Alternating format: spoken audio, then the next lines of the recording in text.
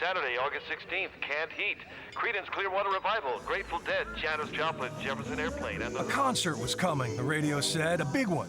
So Josh Feigenbaum jumped on his motorcycle, went to the record shop, and bought tickets number 1 and 2. And nobody quite believed that all of these people were going to be playing. He would never need those tickets. The crush of humanity was so impossible to manage, Woodstock became accidentally free. Richie Havens was on singing Freedom. I'm standing there with a bottle of wine. The sun starts to come through the clouds. This beautiful girl with long hair, my motorcycle, and 300,000 kids without supervision. And I looked up to heaven and said, it doesn't get better than this. The party intensified as certain substances took hold. And then came the rock and roll pantheon, Janis. Honey, don't you go and leave me. Jimmy.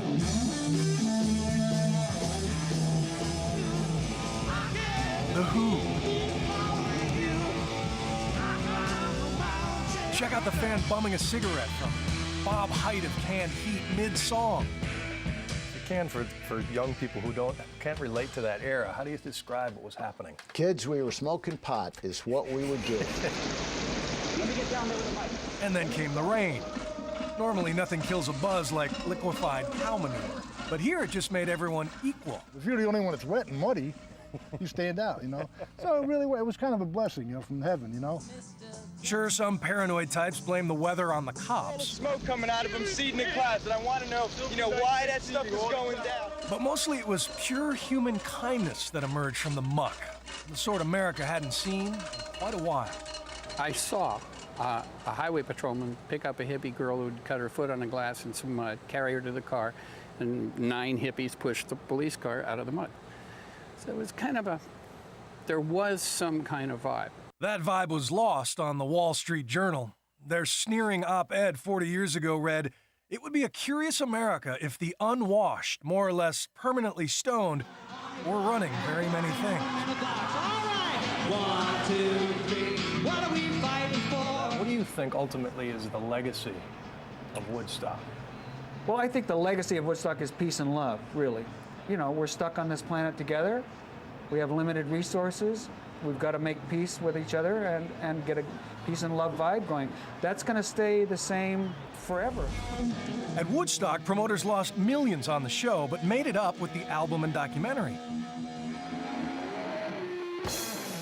These days, it's just the opposite. Internet piracy has sunk the value of recorded music, but as the Black Keys can attest, the value of a live performance has never been higher. Paychecks are very large, too. We didn't say that. Festivals pay really well. Okay, so there's the pay, but surely there's some other motivation to come together as artists. And whenever I come on a stage or something this big, my thing is somebody gonna hit a lick that I want to steal away from them or learn something from them, because that's where I learn how to play. Okay, so there's the pay and the stealing of the guitar tricks, but surely there's a more noble purpose. Those boxes that you find in record stores, you know, it's like black, white, old, young, girl, boy, you know, this kind of dividing up of, and the festivals really kind of blow that apart. Thank you, Ani DeFranco. See, the seeds of Woodstock are still sprouting through the cross-pollination of so many diverse acts in one place. People might just be wandering by and might check you out for a minute, and who knows where they come from politically, and so it makes you sort of speak differently, you know, you try to build bridges. Adjusted for inflation, a ticket to see the 32 bands at Woodstock costs $25 a day. This summer at Coachella, for example, a fan gets 160 bands for around $90 a day.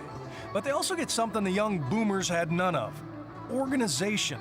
The age of litigation has brought, for better or worse, rules. Well, some are, like you're saying, 700 acres in the middle of nowhere, and that gets a different vibe to it.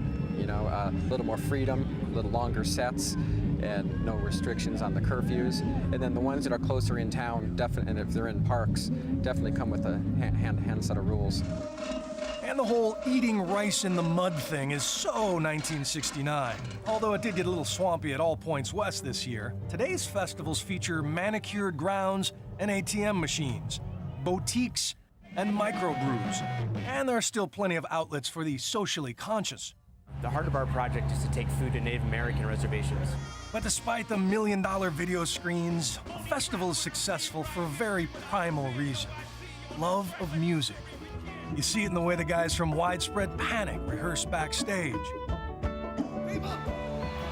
You see it in the eyes of the fans as they walk on stage. And you hear it in a 3.5-hour set that seems to transcend differences in age or origin.